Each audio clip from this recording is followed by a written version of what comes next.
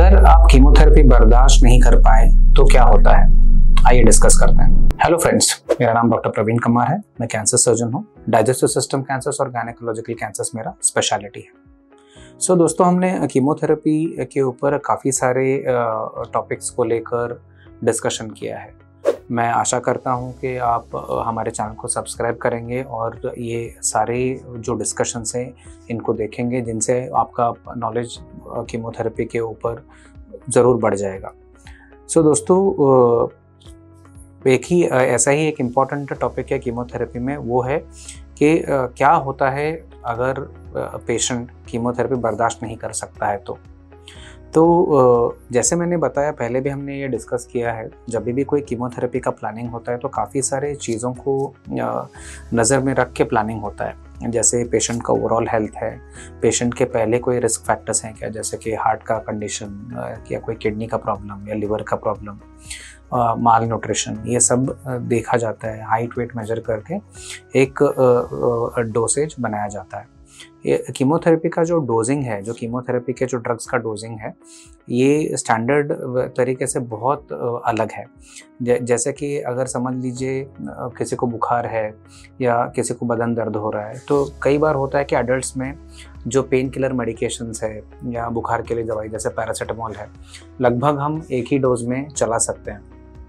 Antibiotic भी लगभग एक ही डोज में चला सकते हैं ऑन एन एवरेज, ऐसे देखा जाए तो। बट कीमोथेरेपी में वो ट्रू नहीं है। कीमोथेरेपी में फिक्स्ड डोसेज नहीं रहता है। पेशेंट के overall condition, height, weight, body surface area देखे डोसेज भी अलग अलग रहते हैं।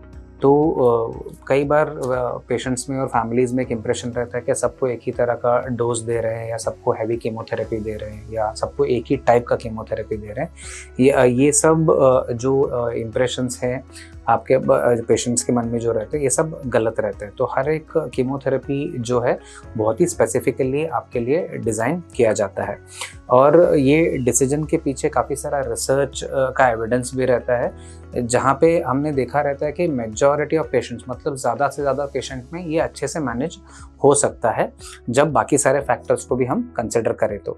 बट इसके बावजूद भी थोड़े पेशेंट्स में ऐसा हो सकता है कि जो साइड इफ़ेक्ट्स हैं बहुत सिग्निफिकेंट हों, जहाँ पे जो पेशेंट को बर्दाश्त नहीं हो रहा है या पेशेंट के लिए वो एक्सेप्टेबल नहीं हो।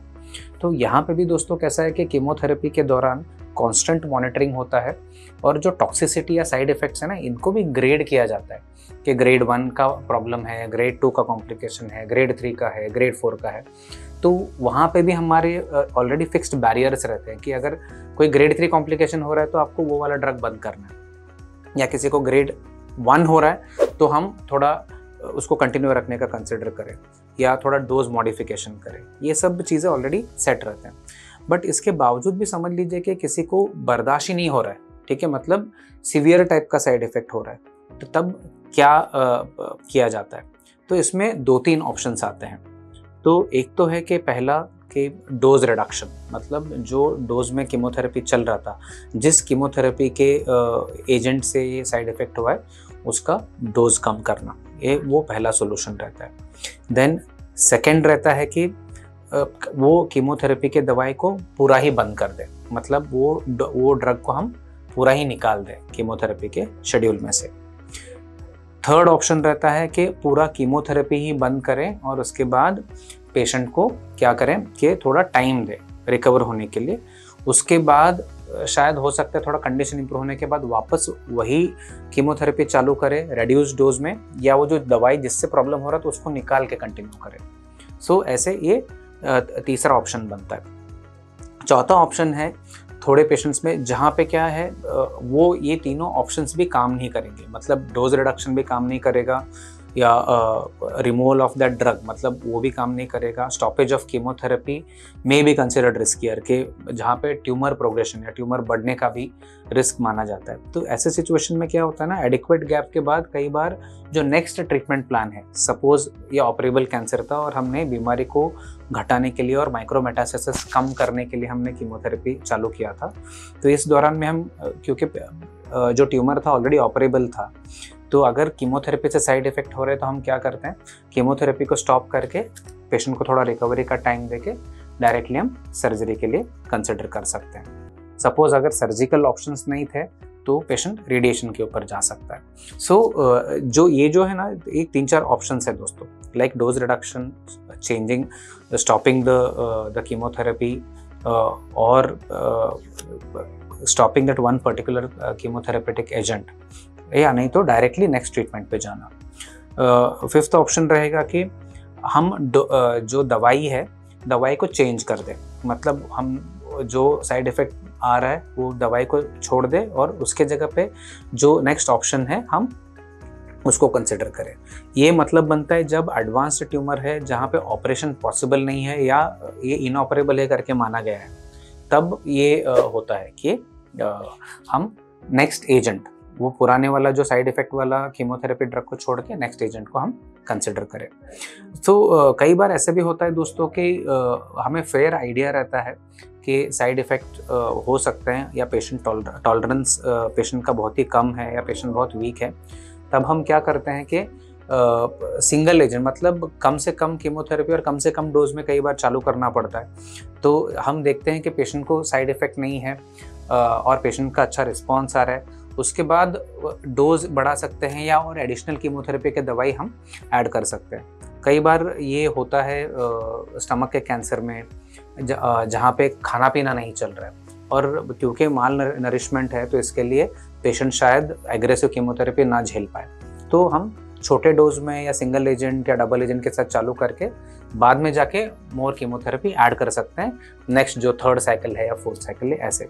ठीक इसी तरह ओवरियन कैंसर में भी अगर बहुत ही बॉर्डरलाइन पेशेंट है, पेट में बहुत सारा पानी जम रहा है, खाना नहीं जा रहा है, तो सेम हम ट्रिक यूज़ करते हैं कि लो डोज में या एक्सेप्टेबल डोज में और कम एजेंट्स के साथ कीमोथेरेपी चालू करें। उसके बाद जैसे कंडीशन थोड़ा इम्प्रूव हो जाएगा तो हम इसको ये कर सकते हैं, बढ़ा सकते हैं।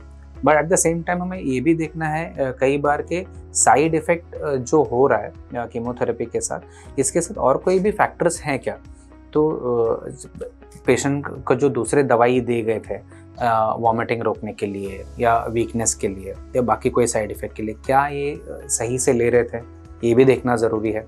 और कई बार न्यूट्रिशन जो है ना पेशेंट्स भूल जाते हैं, जो एडवाइस दिया गया था कि कैसे न्यूट्रिशियस खाना खाना चाहिए, क्या खुद का केयर के लिए क्या क्या करना चाहिए फूड के हिसाब से, खाने के हिसाब से, ये कई बार पेशेंट नज़रअंदाज करते हैं। तो इसमें कई बार क्या होता है, साइड इफ़ेक्ट इसके चक्कर में भी बढ़ सकते हैं।